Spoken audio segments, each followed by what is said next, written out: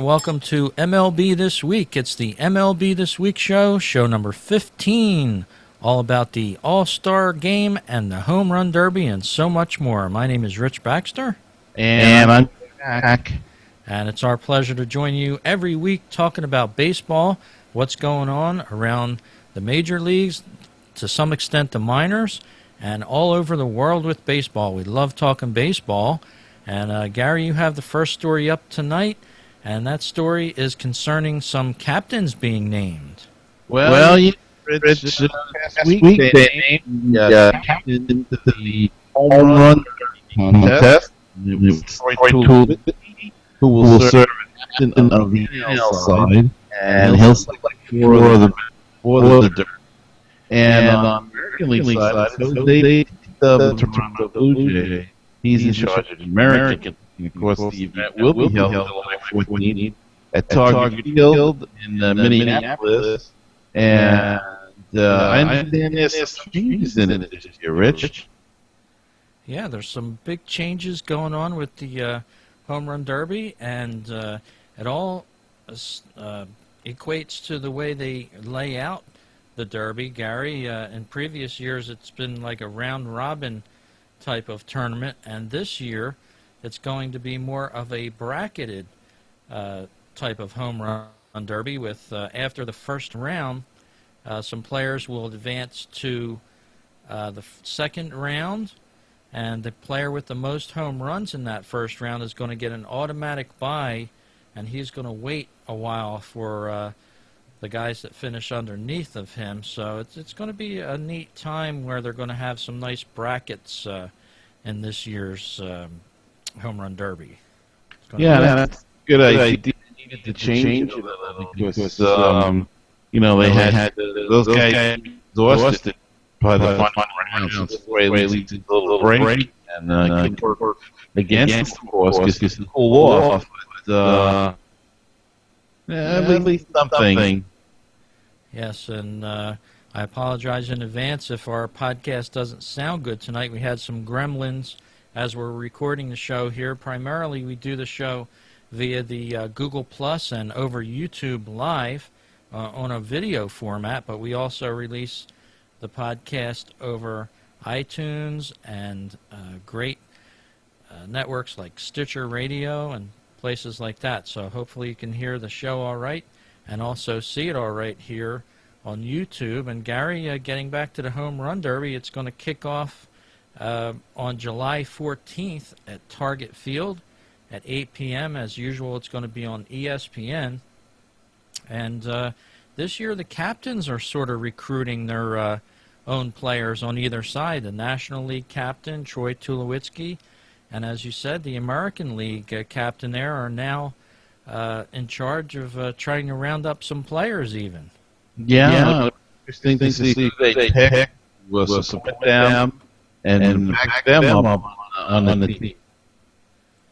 Yeah, it's something else. And just today, actually, I was reading up a little bit about the Derby, and it seems like a long-time holdout from the Miami Marlins is going to be joining the club, Mr.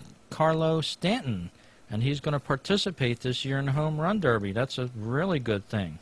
Oh, that's fascinating. Yeah, Giancarlo Stanton had been a holdout for many years, but apparently this year he's coming back, and he's going to be joining the NL Stars this year, batting them out of the park, and can't wait for that this year. Yeah, that should be really interesting. He's quite a good young home run hitter. Yes, he is. So we're looking forward to the National League and the American League getting together on the Home Run Derby this year. A little change will do it good, I think. Got a little sour in the past. I know myself, I would watch it for maybe a half hour, maybe 40 minutes, and then it kind of would get old. They would sort of have no rhyme or reason to some of the stuff that they did with that, but it's going to be in 3 rounds, with a 4th round being the final round this year, and also, if necessary, tiebreakers. So they're trying to make that a little more enjoyable for people to watch, and it's a couple-hour show, so I guess these guys do need more rest when they're doing this, but it's all for charity as well. In 2012, they raised an all-time high of $615,000 in that 1 year, so it's a lot of good for baseball and a lot of good for charity in that event, Gary. Yes, it is.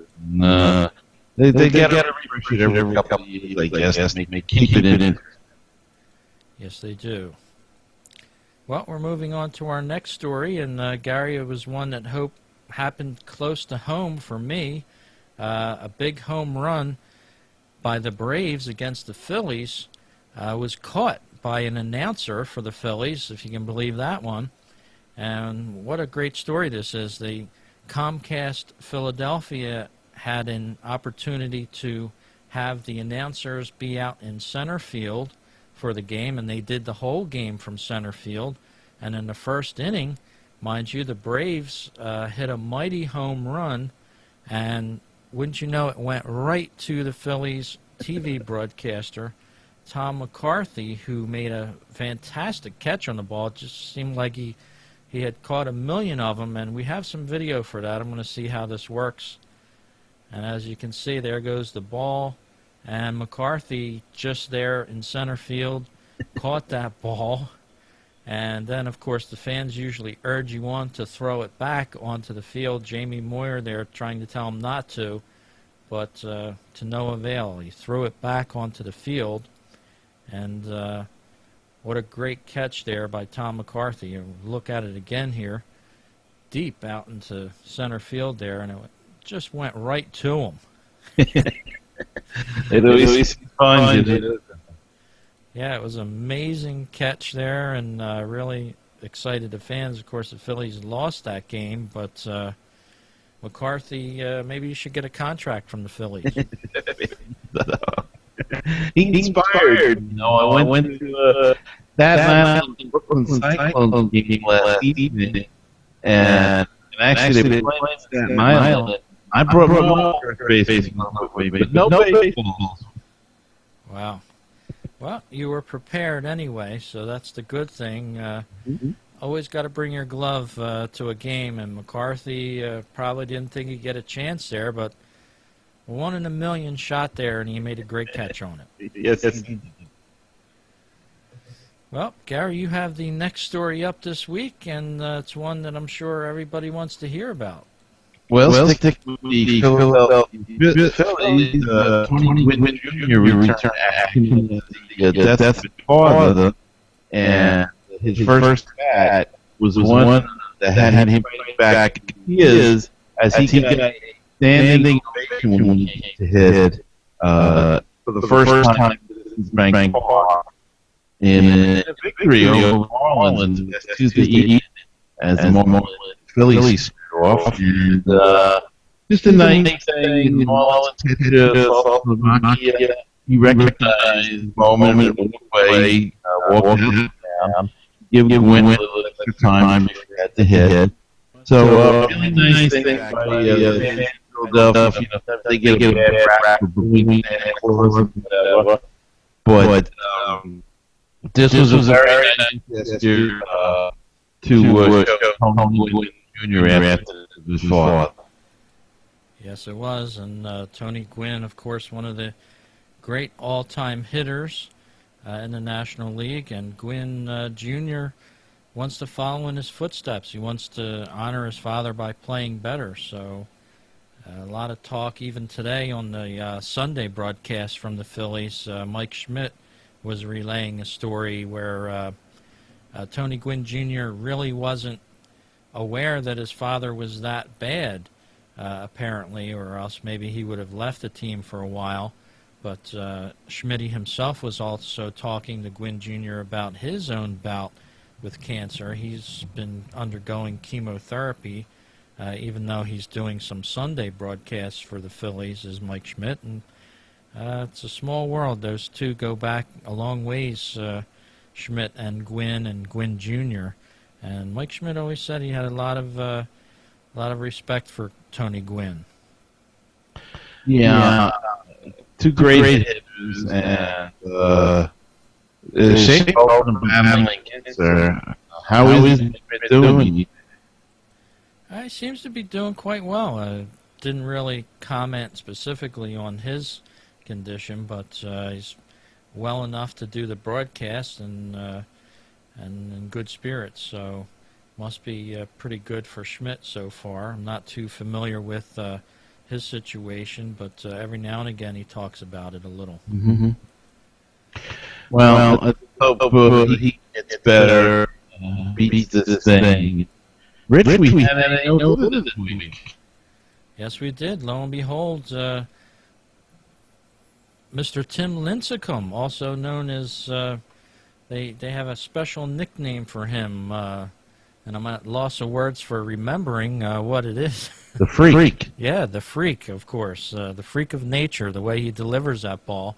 Lincecum pitched a no-hitter on the 25th of June, and two no-hitters coming in the month of June so far. June 18th was Mr. Kershaw for the Dodgers, uncorked a no-hitter, and now Tim Lincecum followed up with one, and those Dodgers and the Giants are trying to one another, I think, there, Gary.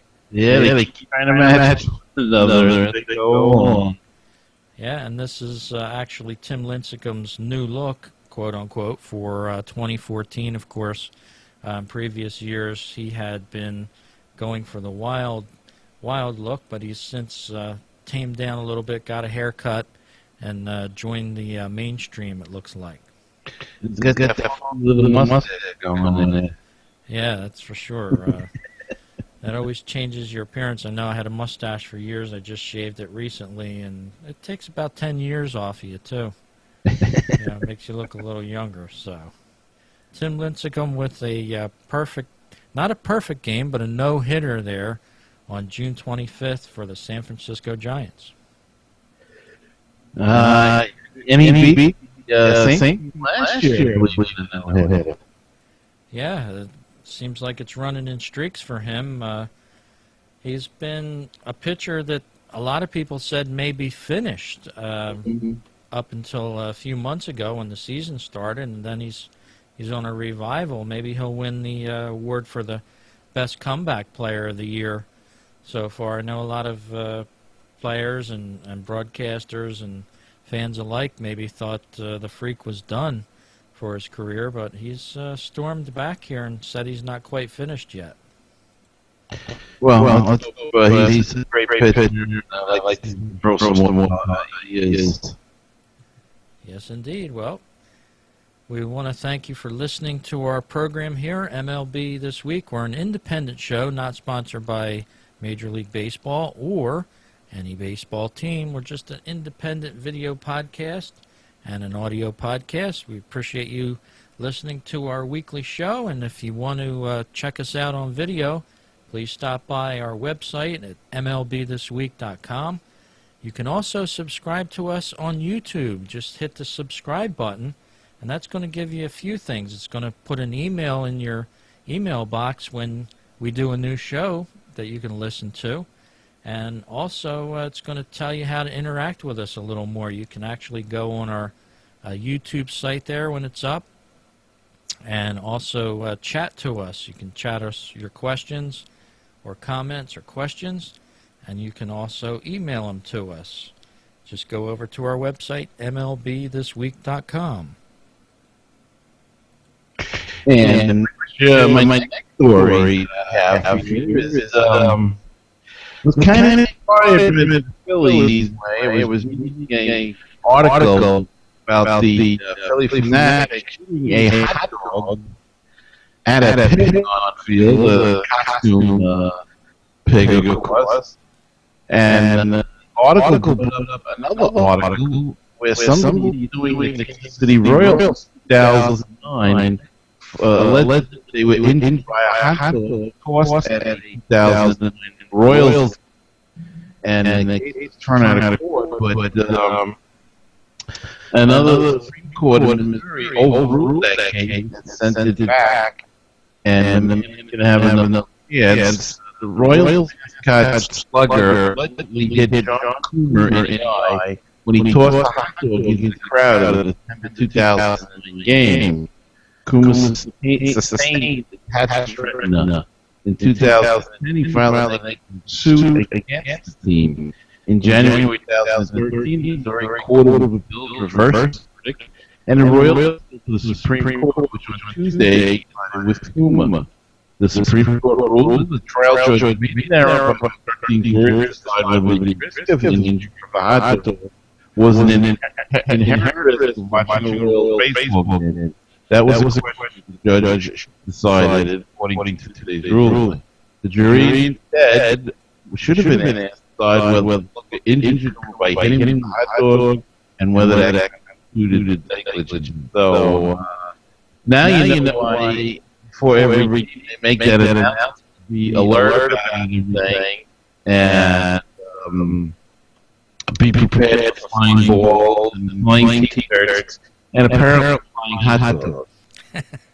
Yeah, that's amazing. I know we had spoken on previous shows in reference to the Philly Fanatic always getting sued, but yeah, they do that all the time. Some of these mascots, they'll come out into the crowd, and even the Philly Fanatic, he'll be damn near standing on people. And you know, older people have brittle bones. You know, they're not 20 years old and 18 years old, and they, you know, people with disabilities and things like that, and they're just sitting on them in the crowd. And yeah, the Philly Fanatic is actually the most sued sports mascot in history. Wow. Yeah, he actually recently in the area, they took place a few years ago, a party down at the shore, which south of Atlantic City, New Jersey, and he actually threw somebody into a swimming pool, and I don't think the lady could swim. She was an older woman and suffered some sort of damage behind that.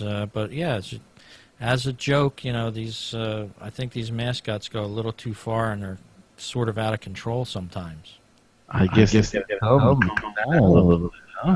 Yeah, I mean, funny's funny, but when you're injuring people and getting sued all the time, you know that's a bad thing. Well, you keep lawyers. That's for sure. Yeah, if you're an employee of the company, you got to act like one and represent the company well. And Richard, closing in on this All-Star game. Yes, we are. Only a couple more weeks here, and of course, July 4th is right around the corner.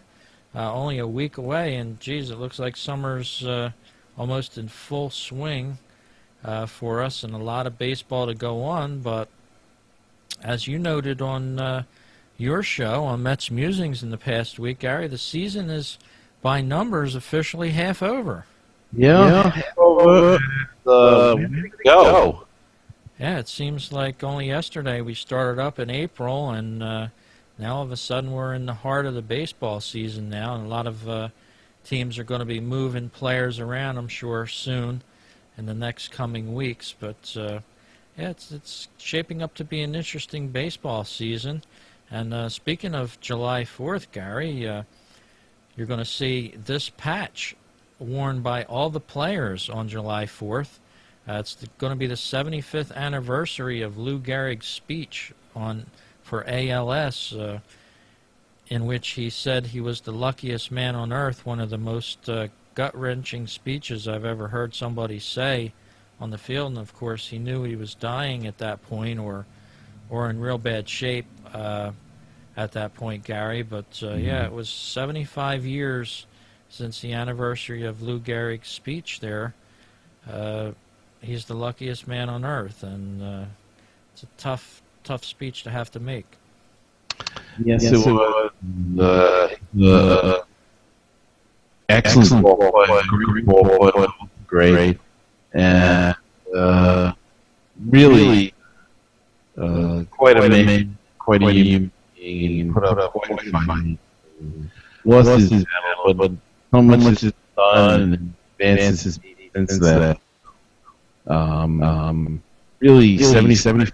Wow, what a, seems like a kid, you know, reading about that. People telling me about it. Grandpa telling me about the Lou Gehrig Beach, and then 75 years. Yeah, so baseball celebrating that this year.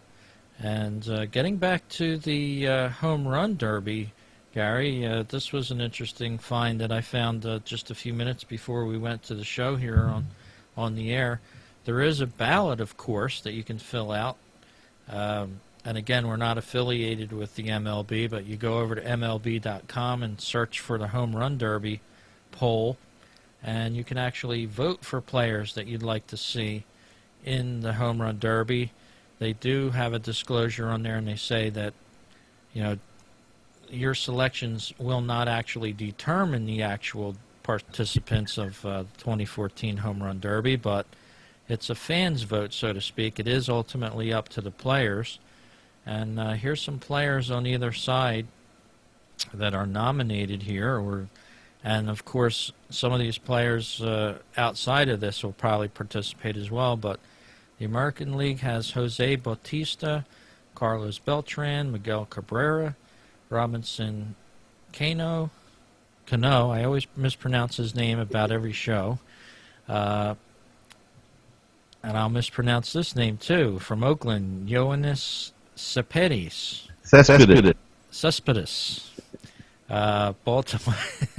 Baltimore Orioles, Chris Davis. I have better luck with those type of names.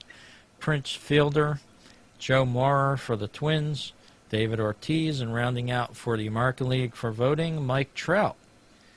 And over in the National League, it's Pedro Alvarez, Jay Bruce, Paul Goldschmidt for the Diamondbacks, Bryce Harper, who's due to return for the Nationals. I think he just hit 3 home runs in the minor leagues today.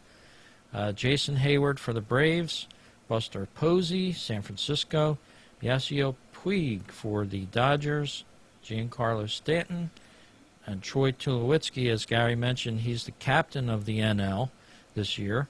And David Wright, although I heard he has a rotator cuff problem, and I would doubt that we would see him in this year's home run derby, Gary. Yeah, he's left rotator cuff. He's going to be reevaluated tomorrow. He had an MRI yesterday. He's in back in New York because they're on the road. And find out more tomorrow. Down. Yeah, he won't participate. My guess is that those, especially the National League, I would say Stan.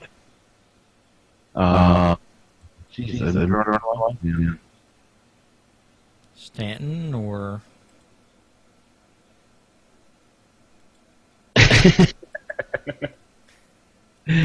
let's get it in the League. Yeah, but Prince Fielder is out for the, so he's not picked. Yeah. And Trout being on him, I'd be high on this, that's true. And Cabrera, and somebody else, the other Cespedes, probably last year. Initially, I would say Stan, Puig will probably be picked, or Ash. Yeah, and not a lot hit it. That's kind of strange that they didn't take Prince Fielder's name off of this ballot, because as of today, it's telling us the voting ends on July 3rd, 2014. Again, they also say that the vote will not count officially, of course, because the player has to. But also, there's let's see, on this other ballot here. There can be some surprises in this All-Star game as players get hurt, things like that. Other players step in, and before you know it, you have a surprise going on where you're not sure who's going to win that. So it's not a question of one player always running away with this. Right. It's still an exhibition, but I always think it's interesting. Yep, yeah, it's pretty interesting. I think it'll hold my interest a little more than 35 to 40 minutes this year, but in previous years, that's all I could stand of it, because you'd have the players going at it for a few minutes, then you'd pan off to the crowd, and you'd just get interested in something else. You would lose interest in it for one reason or another, at least with myself anyway. But we'll see how it pans out this year. And sometimes it's the production values. Maybe they can throw more interviews, just to keep it moving. Yeah, keep a break in between the downtime, so to speak. So, yeah, I'm looking forward to it. Only a couple more weeks, and then we'll have that. And, of course, the great 85th All-Star Game this year coming out of Minnesota. And that's going to be a great venue for this game. Yeah, it's supposed to be really beautiful field. I haven't seen it person, but I saw it on TV with the Mets playing last year, but that was in the middle of it, so it's a really great field. But hopefully it'll a nice performance, and let's see a good game. Yeah, absolutely. I'd like to see a quality game. Of course, it does matter now. Before, when the All-Star Game really didn't matter much, it wasn't the same game it is now. And, of course, whoever wins the All-Star Game gets to have home field advantage for the World Series. So there is something at stake here. Whether or not these players will actually be on the team that makes it to the World Series, and of course one or two of them probably will on either side, but they're actually playing for something, so that makes it all the more fun. Yes, it does. I thought it would be fun to go through a little past MLB All-Star Game finishes, so to speak, and I had this up on my screen a minute ago, but now it has escaped me. But the last couple years in All-Star history, Gary, have belonged to actually they went back and forth. The last year at Citi Field, the American League won 3-0, and then prior to that, it was the National League that held it for 3 years. They won it 3 years in a row, 2010, 2011, and 2012. 2012, the National League won it 8-0. And but before that, if we remember, just not too many few years ago, in 2009, the American League basically owned this game. They ran an incredible 1997 to 2009 first place finishes, and winning the All-Star Game in all of those years from 97 to 2009. There was one tie, if we remember. We go back to 2002, Miller Park in Milwaukee. That game ended in a 7-7 tie. But every other game from 97 to 2009 belonged to the American League. Yeah. But it goes back with, from 72 to 82 was the National League. They still hold light mark overall 43 for the National, 39 American. They creeping up close, but the National still got the overall. Yeah, the 70s National League teams were really strong, of course, with Cincinnati and some of those Pittsburgh teams. They had a real strength in the major leagues at that point. And even if you go back before that, we're looking at our charts here for the winners of 63 to 70. The National League also held that title as well, straight on through. 63 to 70 during those years. They took all of those games as well. Yeah. So, it's it's back and forth. I guess it's a good thing. Games when it's dominated by one team, kind of takes the fun out of it, and kind of know you're not going to win. So, I think it's very important to know how to get to teams. Sometimes you want to get a little start in it, and sometimes that backfires. You should put those league guys that know what they did in certain situations. No. Yep, that's for sure. Well, Gary, you have any final story to take show number 15 out here? Just one quick one, Rich. A.J. Brzezinski, the catcher for the Boston Red Sox, not the most likable guy in the world.